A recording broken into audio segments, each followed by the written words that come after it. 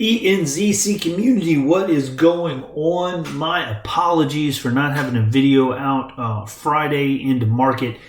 It was a very special lady's birthday, so hey, what's a guy got to do, right? Okay, so let's jump into this. Obviously, Friday down 1.63%. It wasn't the worst day. We've seen far worse. No news coming in. I know there's a lot of chatter out there about when's the PR coming. Tom Nelson said it's going to be a big week. Yeah, a lot of people aren't too happy about that either. Let's dive into the chart. Today, I want to look not at the weekly, not at the daily. What I want to look at is in the intraday, specifically for the 1 day, the 5 day, and then the 1 month, because I think something's happening. You'll notice I drew in some lines. I got a little busy before the video because I didn't want to waste your time while I was doing this.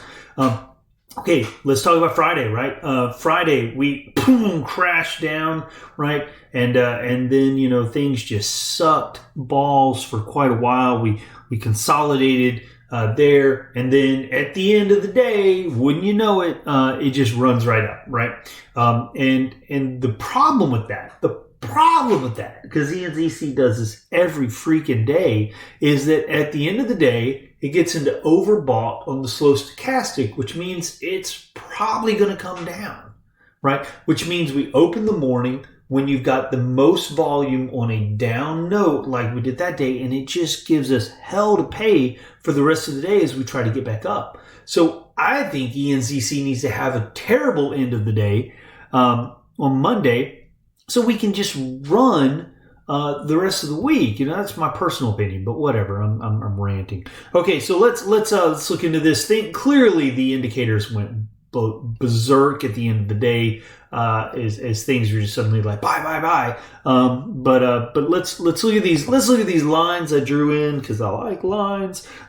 So what I did here. Oh, and I moved this. So basically, I've got a trend line here going down. Right, we clearly went up from here. Hit a high, and then boom, just farted that right out and just went down. And look at this. Here's a support, right? The support got hit there. Right, this is right at 18 cents.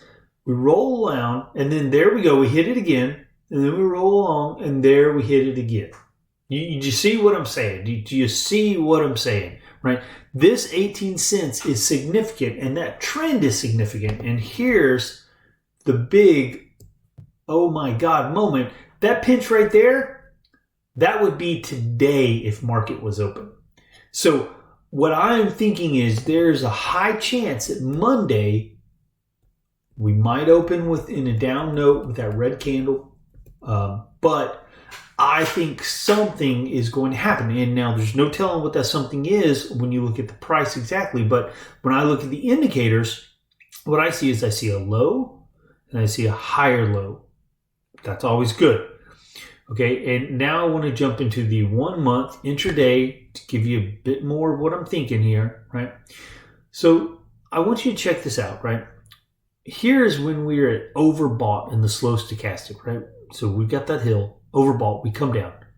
We touch the line, but we don't go into oversold, which means we haven't fully had a cycle, right? So what does it do? It curves up and then goes back down, right? And you can even see that trend line. You could even imagine that trend line maybe moving something a bit more all the way over there. But look at this. Now we are oversold. We are finally oversold on the slow stochastic, which I think means now's the time when we make one of these big runs. Like here we went from, oversold up to overbought, right? That's the kind of ebb and flow we want. This is just mud in here, it's mud. There's not a whole lot you can do with that. Now this one right here, this is where I get excited because you have RSI making a low, making a higher low, making a higher low, making a higher low. This is how RSI works. RSI is saying we're moving in a general direction. A trend is changing.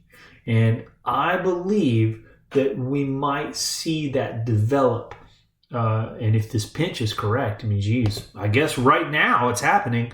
But ideally, we'll be seeing something next week that's looking good. Hey, maybe Tom Nelson knows. He's promising big news, and Tom Nelson always reliable.